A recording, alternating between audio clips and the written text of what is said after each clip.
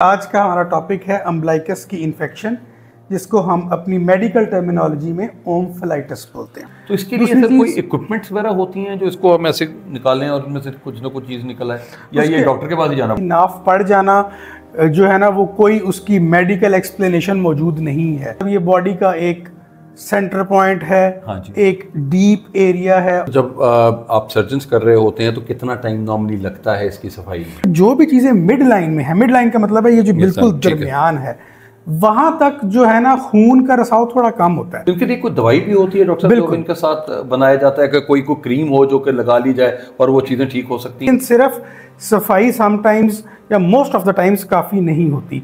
हमें इस पूरे एरिया को निकालना पड़ता है, हमें नाफ निकालनी पड़ती है। मोस्ट ऑफ द टाइम इससे रिलेटेड कुछ मिसकंसेप्शंस भी होती हैं जिनको लेकर लोग समझते हैं कि जिस हमारे अब्बा अम्मा ने ये बात कही थी, हाँ। तो हम अब ये नहीं कर सकते।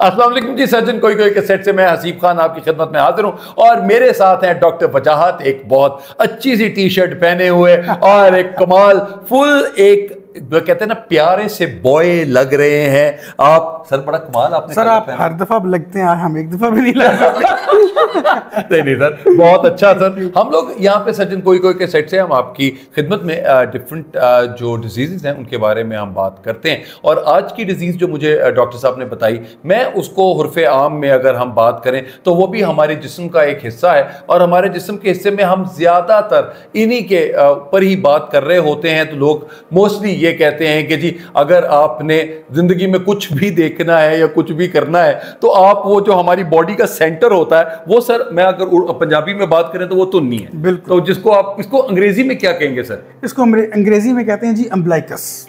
अम्ब्लाइकस। तो जी आज जो हमारा जो टॉपिक है वो यही है, अम्ब्लाइकस। यही है सर बेसिकली आज का हमारा टॉपिक है अम्ब्लाइकस की इन्फेक्शन, जिसको हम अपनी मेडिकल टर्मिनोलॉजी में ओम्फलाइटिस बोलते हैं। अच्छा सर, यहाँ पे भी इन्फेक्शन हो जाती है? जी जी, बहुत। जिस तरह हमने पहले वो बात की थी सर, वो बालों वाली, तो इस तरह वो बालों वाली चीज भी इधर इसमें आ सकती है? बिल्कुल हो सकती है, और भी काफी सारी वजूहात हैं जो हम डिस्कस करेंगे। जी sir, let's start with this sir कि जी क्या पहले तो कोशिश होती है कि जहाँ पे सफाई निस्फ़ ईमान है और वो नॉर्मली सर कहीं भी आता है तो वो आपको नाफ से नीचे बालों के ऊपर वो बातों तक आता है कि जी आप अपने आप को बिल्कुल साफ रखें। तो ये इसके ऊपर वाले बालों को भी सर अपने आप को साफ किया जा सकता है?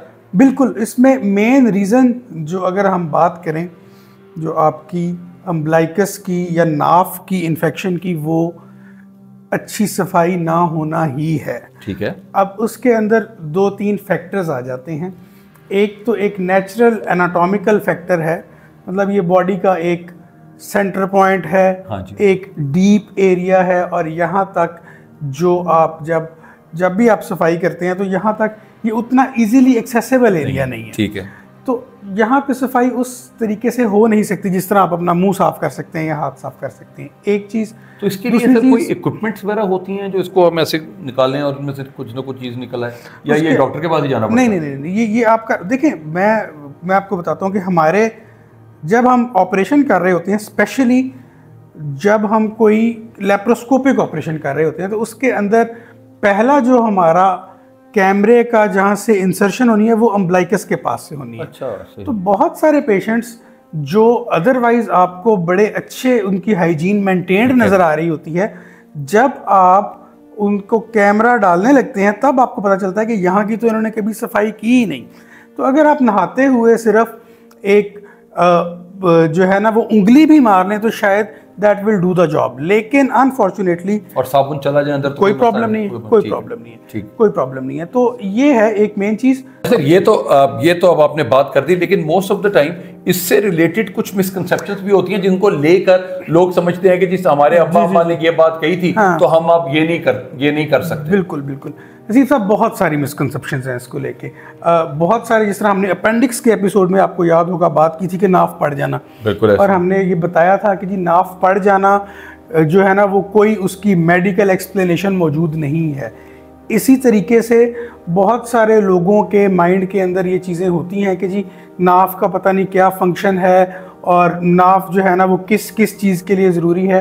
तो ये चीज़ आज हम क्लियर कर लेते हैं कि जो नाफ का फंक्शन होता है वो सिर्फ तभी होता है जब आप पैदा नहीं हुए होते और आप अपनी माँ के पेट में हैं, वो खाना तब जो खुराक है वो आ रही है, और जैसे ही आप पैदा हुए और वो कनेक्शन डिस्कनेक्ट हुआ तो नाव का कोई फंक्शन जो है वो आपकी बॉडी में ख़त्म हो गया।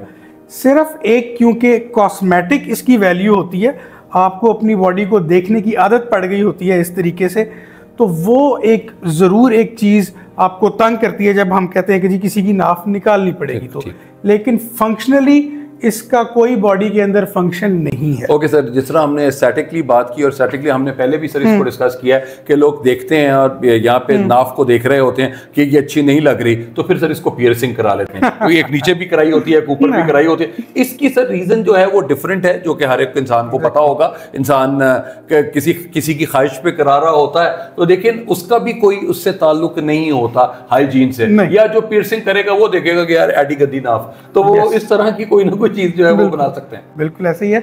मेन रीजन, अब हम मेरा ख्याल है थोड़ी सी इसकी अलामात पे बात कर लेते हैं। नॉर्मली जो आज का हमारा टॉपिक है, इन्फेक्शन होगी अम्बलाइकस की तो होगा क्या, मरीज को रेडनेस हो जाएगी, ठीक है, आपके बेली बटन या नाफ के अराउंड, और एक खास किस्म का पस या पानी वहां से आना शुरू हो जाएगा।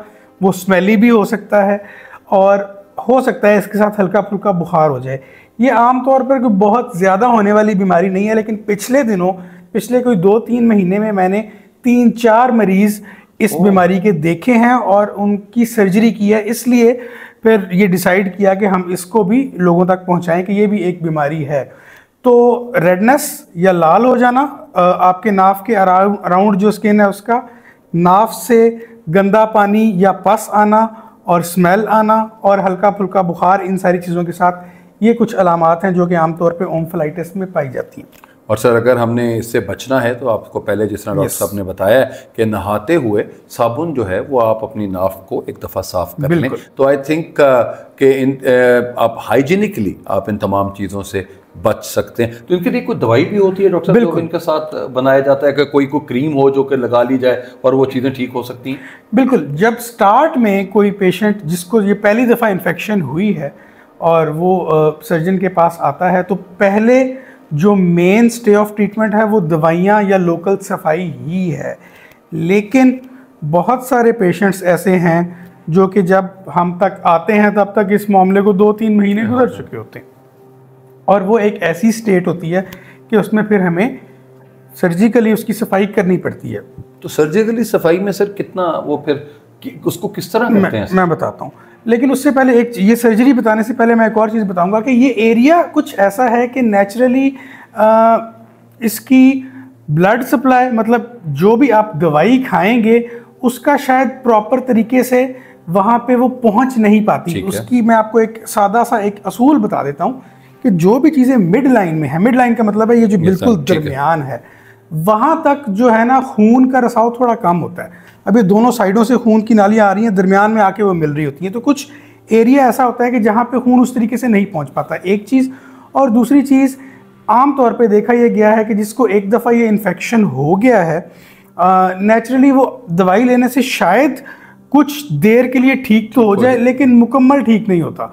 अगेन बात वही है, क्योंकि ये एरिया ऐसा है कि जिसकी सफाई अगर आप करना भी चाहें, कोशिश भी करें, तो शायद उतना एफिशिएंटली नहीं कर पाते। तो जब आप सर्जन्स कर रहे होते हैं तो कितना टाइम नॉर्मली लगता है इसकी सफाई में? नॉर्मली उसमें होता यह है कि हम जब करते हैं, सारा मरीज़ बेहोश होता है, हम उसको 5-7 मिनट हमें लगाने पड़ते हैं, इसकी अच्छी तरीके से सफाई करनी पड़ती है। लेकिन सिर्फ सफाई समटाइम्स या मोस्ट ऑफ द टाइम्स काफ़ी नहीं होती, हमें इस पूरे एरिया को निकालना पड़ता है, हमें नाफ निकालनी पड़ती है, जिसको हम ओम्फलेक्टमी या अम्बलाइकेक्टमी का नाम देते हैं।